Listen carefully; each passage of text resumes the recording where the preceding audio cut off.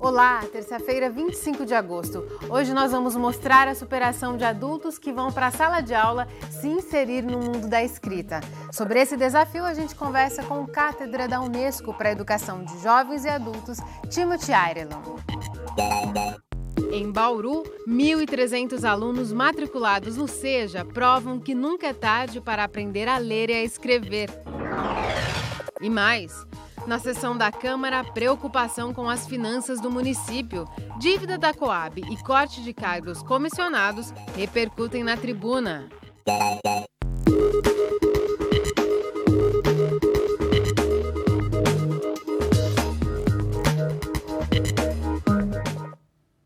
Na sessão da Câmara desta semana, pesou a preocupação com os gastos do município. Dívida da Coab, defesa do programa de recuperação fiscal e até a necessidade de cortar funcionários comissionados deram o tom na tribuna.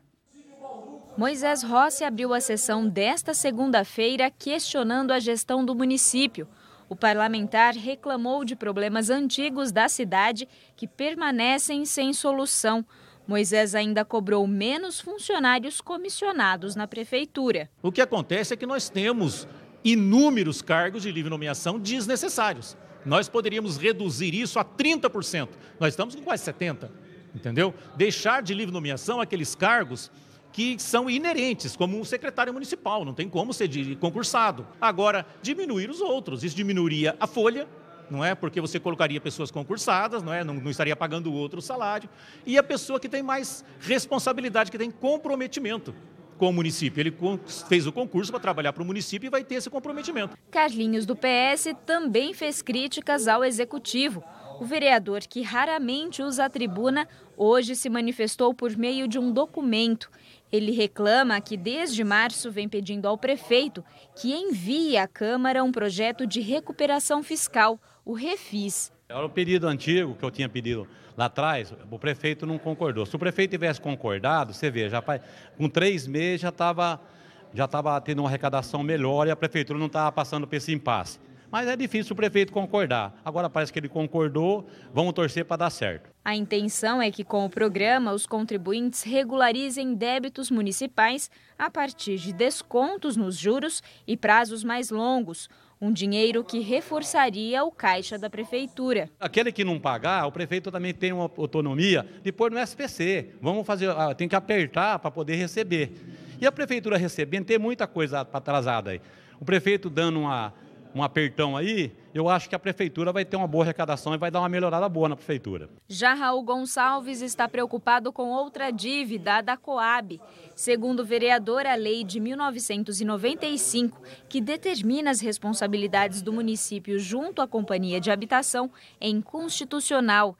E ele vai entrar com uma representação questionando a validade dessa lei. Modificaram seu artigo 6º, colocando aí a prefeitura como fiel solidária de tudo, para tampar todos os rombos da Coab. Eu interpreto isso como inconstitucional e deveremos fazer uma representação junto à Procuradoria-Geral para que a lei seja considerada inconstitucional. Daí para frente depois é uma outra história.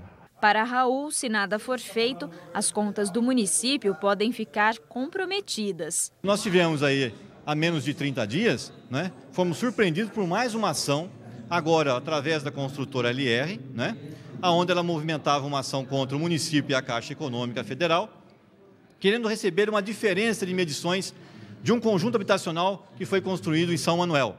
Isso gerou simplesmente uma dívida passiva hoje de 123 milhões de reais. Essa é uma das dívidas de um pool de mais de 5 bilhões, segundo os cálculos que já nos foi apresentado. É muito dinheiro e inviabiliza o município.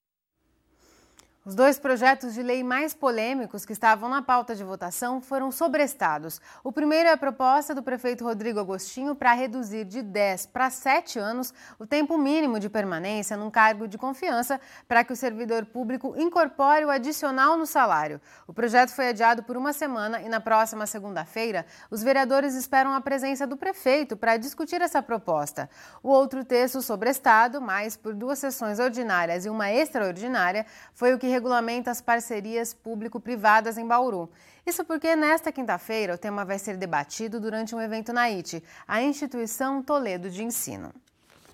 Equipes da Prefeitura trabalham no mutirão para a limpeza de bocas de lobo, bueiros e galerias pluviais. O serviço envolve funcionários da Divisão de Drenagem e Pavimentação, a Secretaria de Administrações Regionais, o DAI e também emprega reeducandos. As regiões do Jardim Prudência e Jardim Progresso foram as primeiras a receber as equipes do mutirão de limpeza de bueiros, bocas de lobo e galerias pluviais. Em alguns pontos, os funcionários fizeram a troca e reparos nas tampas, além da retirada de terra e entulho. O trabalho de desobstrução de galerias pluviais demandou mais esforço. Foi necessário utilizar equipamentos como retroescavadeira, jato de água e caminhão-pipa. O mutirão deve atender todos os bairros da cidade. Os locais considerados mais críticos e que apresentarem alto risco de inundação serão os primeiros a receber os serviços. Em Bauru, ao todo, serão cerca de 8.000 bocas de lobo e 16.000 tampas de bueiros. A limpeza é importante, principalmente em dias como hoje, quando podemos ter chuva a qualquer momento. Vamos saber então como fica o tempo para esta quarta-feira. As informações são do IPMET e do CPTEC. Agora à tarde chove em vários pontos do estado. As chuvas se concentram mais sobre o centro-leste paulista. Amanhã o sol deve voltar a predominar em praticamente todas as regiões. Mas na quinta-feira, a chegada de uma nova frente fria traz instabilidade. Bauru pode ter chuva de novo hoje a qualquer momento. O tempo fica estável amanhã, mas volta a chover na quinta-feira. Agora a umidade do ar é de 80%. Os ventos são de brisa, a 11 km por hora. Nesta terça, os termômetros variaram entre 15 e 25 graus. Amanhã, a mínima prevista é de 18 e a máxima de 30 graus. No próximo bloco, você vai conhecer a história de senhoras que não desistiram de um sonho. Elas querem aprender a ler e a escrever. Saem todos os dias de casa para frequentar as aulas do SEJA, o Centro de Educação de Jovens e Adultos. É já já, fique com a gente que o intervalo é bem rápido. A Unidade Básica de Saúde da Vila Independência vai ficar com um atendimento suspenso de amanhã até sexta-feira. O motivo é a mudança de endereço para uma nova unidade no mesmo bairro. A população da região vai passar a ser atendida na quadra 14 da Rua Cuba, a partir da segunda-feira. O Jardim Botânico também não vai abrir nesta quarta por causa da realização de um concurso público. O funcionamento volta ao normal na quinta-feira. O assunto é educação. Bauru recebeu, no fim do ano passado, o selo de município livre do analfabetismo. O reconhecimento é dado a cidades que atingem mais de 96% de população alfabetizada. E uma das ações que contribuíram para esse percentual é o trabalho feito no Centro de Educação de Jovens e Adultos. Hoje, os polos locais atendem cerca de 1.300 alunos. A maioria está na casa dos 60 anos de idade. São estudantes que nunca desistiram de aprender a ler e a escrever, como a dona Toninha, que você conhece agora. Lápis, caderno, apontador. Parece uma lista de material escolar de qualquer aluno, mas esse é o material de uma estudante um pouco diferente. Maria Antônia, que gosta de ser chamada de Toninha, frequenta o Centro Educativo de Jovens e Adultos do bairro Fortunato, na periferia de Bauru. Todos os dias, a dona de casa coloca o uniforme e se prepara para as aulas. Aos 62 anos, ela está aprendendo a ler e a escrever. Tive dificuldade, a emprego bons, porque sempre a minha vida era na roça. E me casei cedo e cuidei dos meus filhos, Agora eles casaram, está cada um no cantinho deles, agora é minha vez de estudar, conhecer gente diferente. No caminho para a escola, a Toninha chama a vizinha que também faz aulas no SEJA. A alfabetização fez muita diferença na vida das colegas que mal sabiam identificar o nome dos bairros nos ônibus. Agora, a Toninha mostra com orgulho que consegue decifrar de longe o letreiro do veículo que a leva para a escola. Santa Fé. Consegue chegar bem? Sim. Essa é a dona Zilda, que apesar das dificuldades de locomoção, não mede esforços para frequentar a aula. Vale a pena todo esse esforço para voltar a estudar? Vale. Mesmo com dificuldade para descer do ônibus, para andar? As amigas ajudam. As amigas ajudam. Ajuda sim. Na escola, a dona Rosa escreve com carinho as letras que formam o nome dela. Aos 72 anos, a dona de casa conta que nunca teve oportunidade de estudar. Como casou cedo e desde pequena precisou trabalhar na lavoura, Rosa diz que volta a se sentir criança quando está em sala de aula. Vontade de pular, brincar, né? E a professora puxa na orelha, briga, como se tem que fazer com criança? De vez em quando, né? Porque a gente não pode conversar muito na sala de aula, né? Pelo menos, a gente tem que prestar atenção bem para a gente pegar bem o estudo, para amanhã a gente não se arrepender. Porque eu já me arrependi de não ter estudado em pequena, né? Quando eu era menor, né? A parte lúdica é um dos diferenciais na aprendizagem das turmas de educação de jovens e adultos, principalmente com os da terceira idade. A gente tem momentos aqui, não só de brincadeiras, de conversas, né? E elas gostam de serem ouvidas, cantam, dançam. E nós temos, assim, algumas atividades com uso de jogos, né? E elas voltam a ser crianças. Então, a sala de aula com adulto, principalmente da terceira idade, a gente não pode ser apenas lousa. A gente tem que usar, né, todos os outros tipos, né, de situações, principalmente usando o lúdico. Mas Nilva explica que não são esses os únicos diferenciais das turmas da terceira idade.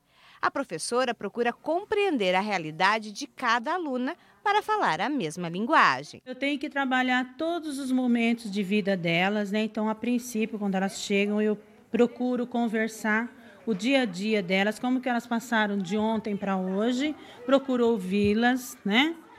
Permito que elas conversem entre si e eu participo junto. E se precisar de alguma orientação, alguma ajuda, a gente está aqui para isso também. E esse trabalho tem apresentado bons resultados. No ano passado, Bauru recebeu o selo do Ministério da Educação do município livre do analfabetismo. É um prêmio a mais para o SEJA, que no ano que vem completa 30 anos de existência em Bauru. Nós temos um grande desafio, porque a criança, quando ela começa com aquele gás. O adulto, principalmente a terceira idade, a gente precisa convencer eles a estar aqui. E as professoras fazem um trabalho, às vezes, de casa em casa, no convencimento para que eles venham para a escola.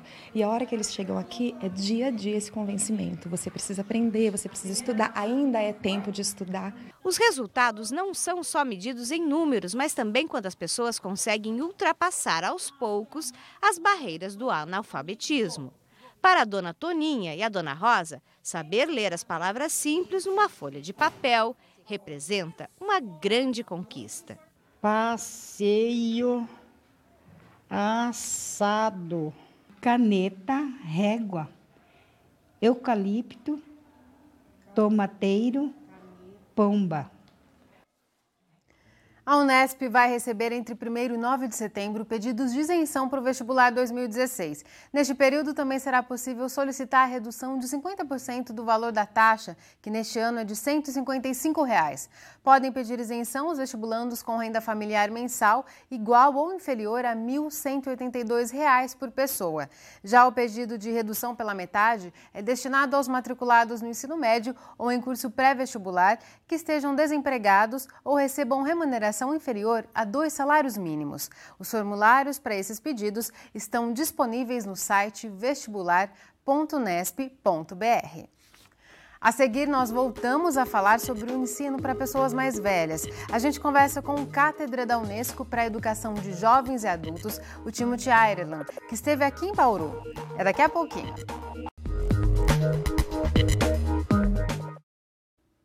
O Cátedra da Unesco para a Educação de Jovens e Adultos, Timothy Ireland, esteve recentemente aqui em Bauru para conhecer a estrutura do SEJA na cidade. Nós aproveitamos para conversar com ele sobre o desafio de alfabetizar adultos.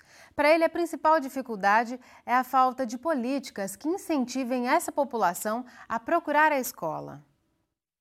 De um lado, diria que há um pouco falta de vontade política. Não é uma questão pedagógico, não é uma questão metodológica. A gente sabe alfabetizar, né? Existem metodologias que são eficientes. Então, não é um problema de saber ensinar, alfabetizar. É um problema de... Eu acho que, no fundo, tem dois problemas. Um problema é de mobilizar. As pessoas não procuram autonomamente o processo de alfabetização. Eles precisam ser incentivados, eles precisam ser convencidos que vale a pena, né? Porque ir para uma sala de aula de alfabetização é um esforço, Não é. Eu acho que a pessoa tem que ser convencida que isso vai trazer alguma coisa para a sua vida. E também falta, não é tanto recursos, porque desde 2003, com o Programa Brasil Alfabetizado, o governo tem investido na alfabetização. Mas um dos nossos problemas não é que a alfabetização não é só oferecer um curso de 8 meses. Uma pessoa raramente se alfabetiza em 8 meses.